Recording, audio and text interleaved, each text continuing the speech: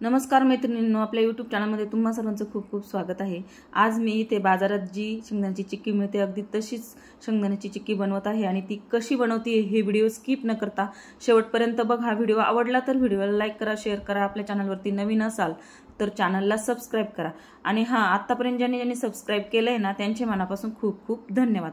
तर बघा इथे गॅसवरती मी कढई ठेवली, कढई गरम झाल्यानंतर त्यामध्ये एक मोठा डब्बा भरून शेंगदाणे घेतलेले आहेत आणि शेंगदाणे आपल्याला मीडियम फ्लेमवरती भाजून घ्यायचे। तर बघा भाजले की नाही समजण्यासाठी असे शेंगदाणे चोळून बघायचे। शेंगदाण्याची साल जर निघली तर समजायचे शेंगदाणे आपले भाजलेले आहेत। त्यानंतर गॅस बंद करायचा आहे आणि शेंगदाणे आपल्याला काढून घ्यायचे एका कापडावरती बघा। आणि कापडावरती काढल्यानंतर आपल्याला शेंगदाण्याची साल काढून घ्यायची। तर शेंगदाणे आपले गरम आहे त्यामुळे मी इथे लाटण्याने अशी साल काढून घेते, म्हणजे लाटणं असं त्यावरती फिरवलं की साल निघते। तुम्ही हाताने काढू शकता थोडेसे थंड करून, पण मी इथे लाटण्यानेच काढून घेते बघा। असं बघा या पद्धतीने मी सर्व शेंगदाण्याची साल काढून घेतली आहे, किंवा तुम्ही असे हातानेही चोळून घेऊ शकता बरं का। तर बघा इथे शेंगदाण्यांची साल काढून झालेली आहे। त्यानंतर एका ताटामध्ये शेंगदाणे आपल्याला काढून घ्यायचे आहेत आणि स्वच्छ करून घ्यायचे आहेत।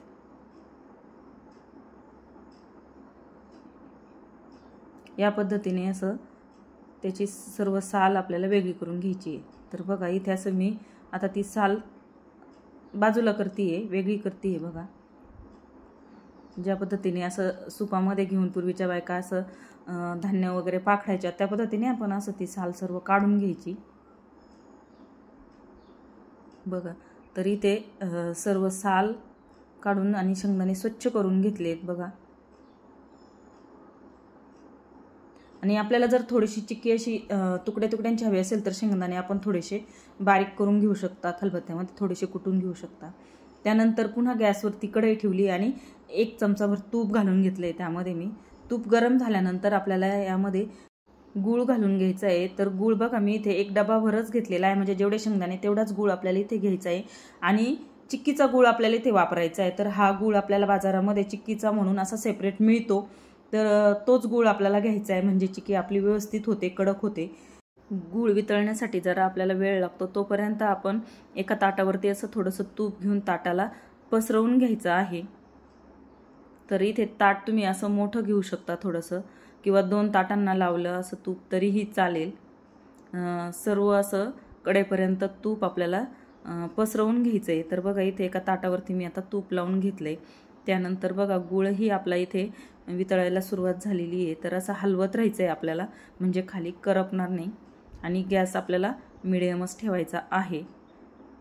गॅस जर फुल राहिला तर गूळ लगेच करपतो आणि त्याचा असा करपट वास लागतो त्या गुळाला, त्यामुळे थोडंसं मीडियम फ्लेमवरतीच आपल्याला बघा असं हलवत गूळ वितळून घ्यायचा आहे। तर बघा इथे गूळही वितळलेला आहे, पण आता आपल्याला याचा पाक बनवायचा आहे। तर असा एकसारखा हलवत आपल्याला तो जरा वेळ शिजवून घ्यायचा आहे। तर बघा इथे चांगला असा कलर चेंज झालेला आहे बघा। आणि त्यानंतर पाक झाला की नाही बघण्यासाठी एका वाटीमध्ये पाणी घेऊन त्यामध्ये असे 2-3 थेंब गुळाचे पाकाचे टाकून बघायचे आणि अशी गोळी बनते का बघायची। त्याची जर गोळी झाली तर समजायचा आपला हा पाक व्यवस्थित झालेला आहे। आणि त्यानंतर पाक झाल्यानंतर लगेच त्यामध्ये शेंगदाणे घालून घ्यायचे आहेत आपल्याला आणि पुन्हा असं एकजीव करून घ्यायचे सर्व मिश्रण बघा या पद्धतीने। आणि चांगलं घट्ट होईपर्यंत आपल्याला ते थोडंसं मीडियम फ्लेमवरतीच शिजवून घ्यायचं आहे, म्हणजे घट्ट होऊ द्यायचं आहे जरा। तर बघा इथे आता हे आपलं घट्ट झालेलं आहे। त्यानंतर गॅस बंद करायचा आहे आणि आपल्याला ते ताटावरती असं ते मिश्रण ओतून घ्यायचं आहे बघा। तुमचं एका ताटावर जर सगळं मावलं तर तुम्ही एका ताटावर टाका, किंवा तुम्ही 2 ताटांवरही करू शकता।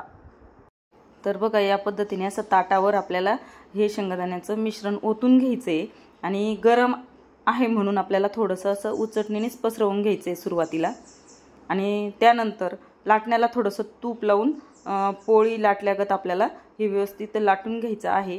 थोडंसं जाडच ठेवायचं आहे आपल्याला आणि एकदम आपल्याला बघा सुकलं सुद्धा ते आता आणि एकदम एकसारखं लाटून घ्यायचं आहे।